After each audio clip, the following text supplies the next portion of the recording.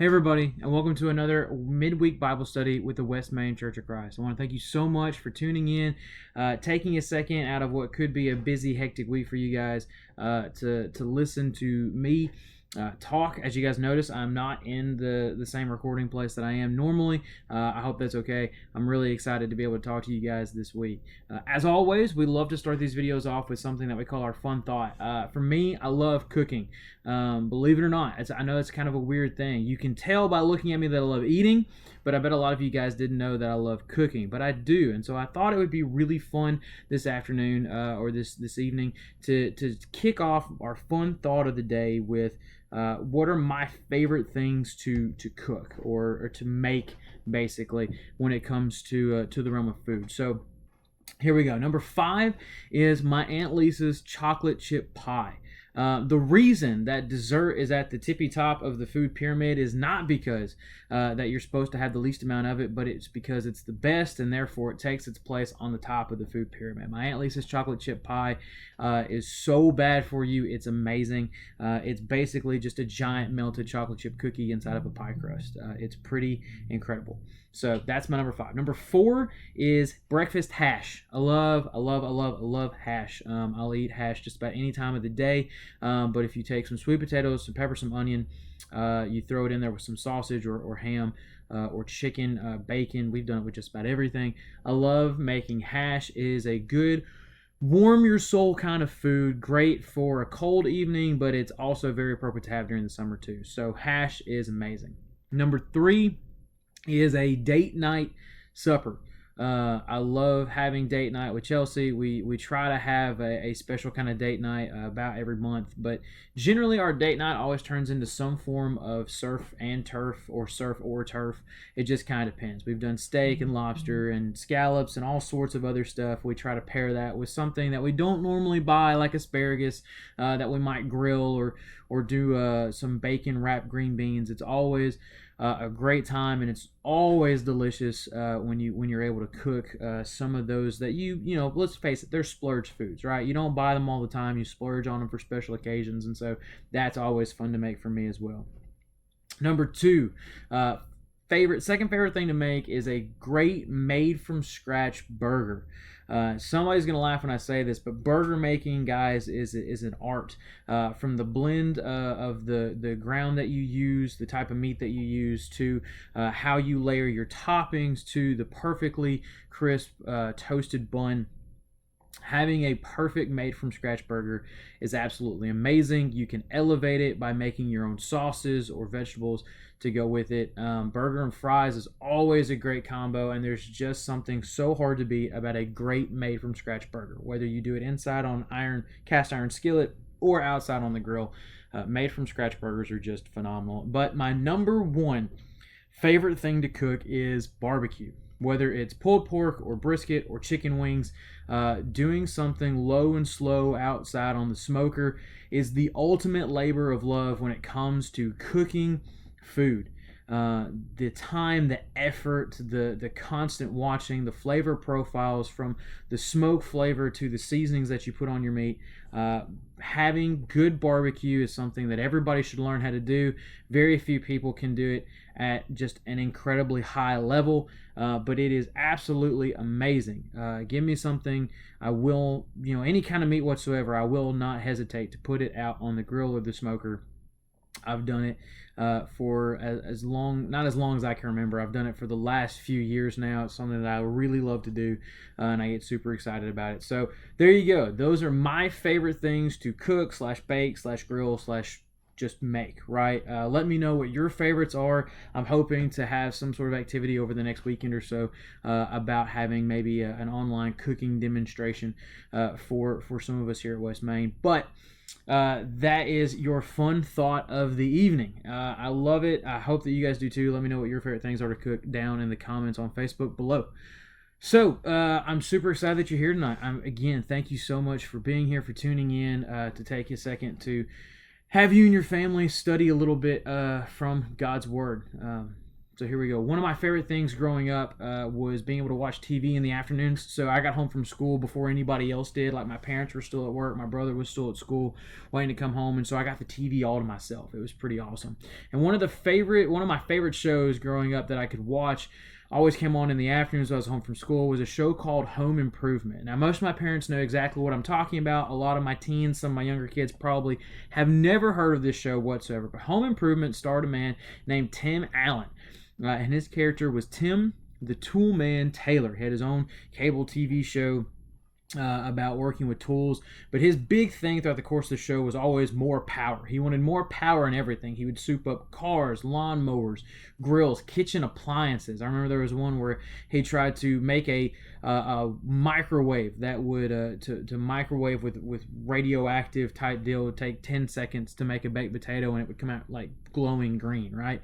Nothing quite ever worked the way that he wanted to. I think there was one where he made a waffle iron that would heat up to 400 degrees Fahrenheit. Interestingly enough, waffle irons will melt at 400 degrees Fahrenheit. So he always had these big souped up power type appliances and things like that. And it was just really interesting to watch, even though it didn't always turn out the way that he wanted it to.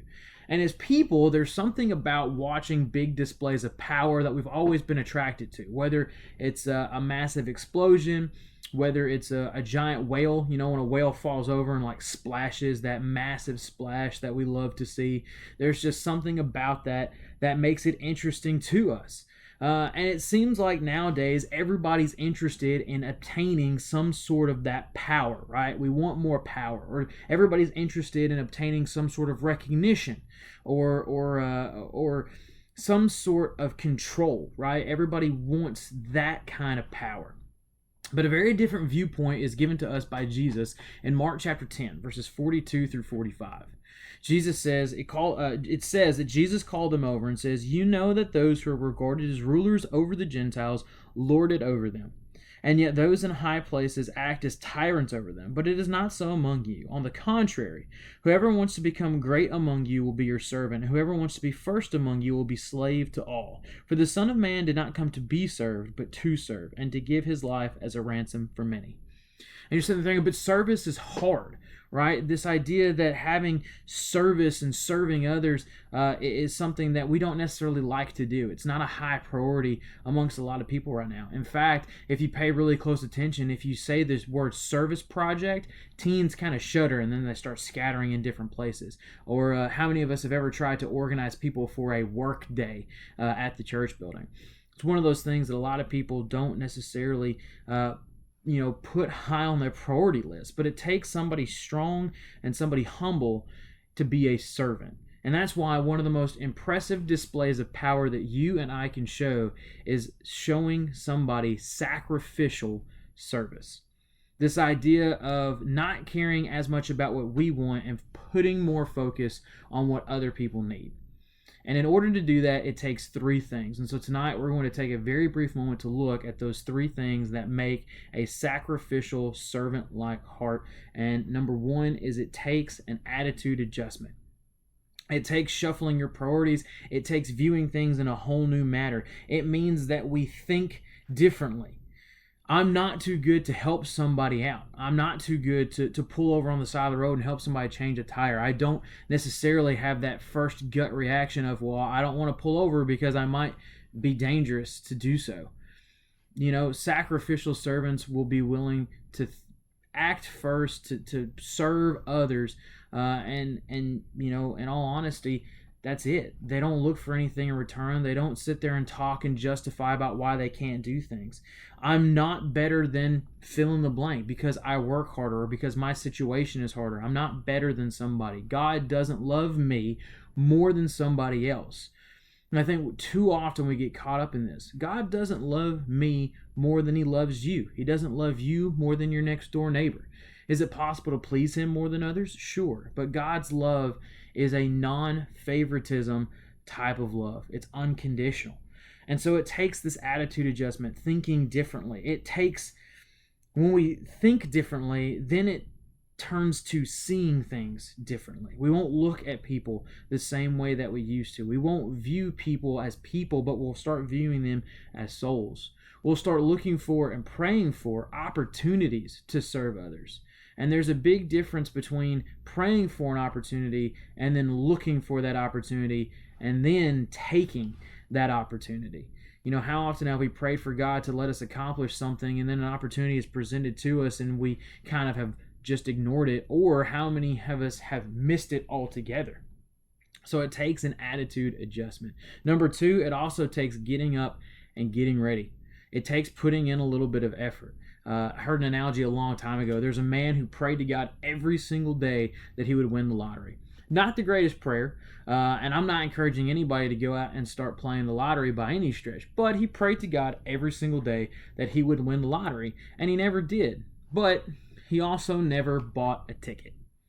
You see, it'd be really difficult to win the lottery without buying a ticket. There's also another one that says that two farmers went out and prayed every single day for God to give them rain so that they would have a bountiful harvest, but only one of those farmers actually went out and plowed his fields and got ready. You see, there's a big difference between saying we want something and preparing and going out and putting forth the work and having faith that God will make it happen. You see, when we focus on us instead of serving others, we won't buy a lottery ticket. We won't go out and build the fields. We expect that to be taken care for us. We get caught in this idea that we won't get our hands dirty because we're afraid of ruining our image, or we don't show up to help with anything because we simply just don't have enough time. But when we start thinking about serving others as opposed to what our own interests are, we start to look like Philippians chapter 2, verses 3 through 7. Where it says, "Do nothing out of selfish ambition or conceit, but in humility consider others as more important than yourselves. Everyone should look not to his own interest, but rather to the interest of others. Adopt the same attitude as that of Christ Jesus, who, existing in the form of God, did not consider equality with God as something to be exploited, but instead he emptied himself by assuming the form of a servant, taking on the likeness of humanity, and when he had come as man." You see, it's so much different to put others above ourselves, especially when the entire world constantly says that we have to look out for number one and push forward. So it takes getting up and getting ready, but lastly, it takes a change of heart. You see, having an attitude adjustment is great. Getting up and putting forth the work is even better, but if it doesn't change your heart, nothing's going to get any better. Matthew chapter 6, verse 21, Jesus said, "For where your treasure is, there your heart will be also." Truly changing your heart means that your priorities change, that there is no more justification for why you can't do things, but you constantly look for why you can. It means that it's no longer about you, it's about others, and it's about God. You see, when we truly change our heart, that sacrificial service that comes about isn't coming about because we want the glory or the recognition that comes with us. It's about demonstrating a sincere love and care for people because they're people and because they're souls that God wants to see in heaven. It's that same kind of love that Jesus demonstrated. It's about caring for the soul of a man and not just the body. It's about putting others before self, but most importantly, that change of heart is about looking more like Christ. It does take an attitude adjustment. It does take getting up and getting ready, but most importantly, it takes a change of heart to look more like Christ and to truly sacrificially serve others. Thank you so much for tuning in and watching this. If you're part of my West Main family, remember I do have some announcements for you. I hope that this week has been good to you. I hope that it continues to be good to you. And now I have just a few announcements for my West Main family. West Main, these are for my teens, young adults, and parents. Right, so for those of you that re-registered for Horizons, I did get an email this week. I'm super excited about it. Horizons is July 5th through the 7th.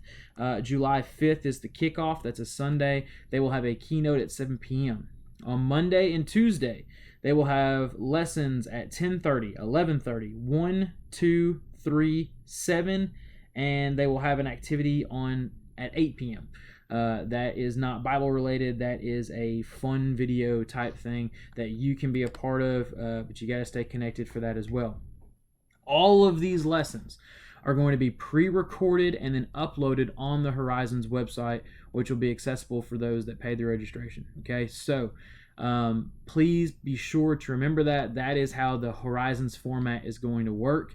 Is going to be all pre-recorded videos available to watch online. Stay tuned, in touch with me, so that maybe we'll be able to watch those together somehow. Okay. For those that are still looking forward to Maywood is planning on doing a lot of stuff online virtually.